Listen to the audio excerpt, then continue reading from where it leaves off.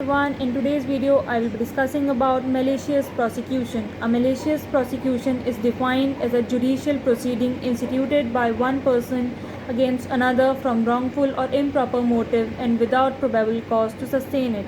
It is said to be a prosecution on some charge of crime which is willful, wanton or reckless or against the prosecutor's sense of duty and right, offer ends he knows or is bound to know are wrong and against the dictates of public policy. Once a wrongful criminal or civil proceedings instituted for an improper purpose and without probable cause has ended in the defendant's favor, he or she may sue for tort damages, termed as malicious use of the process.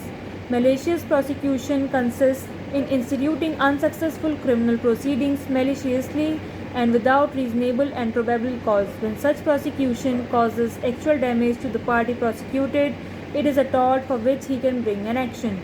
Essential elements of malicious prosecution. A successful malicious prosecution usually requires all of the following. First, the defendant began or continued a criminal or civil legal proceeding without reasonable grounds to believe the basis. Second, the defendant had a purpose other than simply getting a judgment in the proceeding. Third, the proceeding has terminated in the favor of the person that was being prosecuted or sued.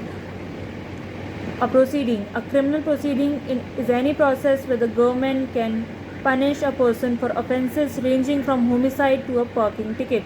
A civil proceeding is typically where the plaintiff is not a governmental entity, although the defendant might be, and the plaintiff is suing for money damages or an injunction. Even if the people bringing the criminal or civil proceeding think they have a winning case and are suing for a legitimate reason, when they being the case, they can be guilty of malicious prosecution if they discover a reason they cannot win during the case and continue the case for improper motives anyway. Reasonable grounds. The person bringing the original prosecution or the lawsuit must have reasonable grounds.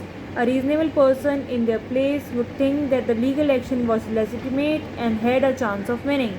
However, if the person bringing the prosecution or the lawsuit knows that the action is illegitimate, there is no need to prove that a hypothetical reasonable person would also think it was illegitimate.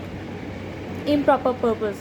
Typically, if a lack of reasonable grounds is proved, an improper purpose will be assumed.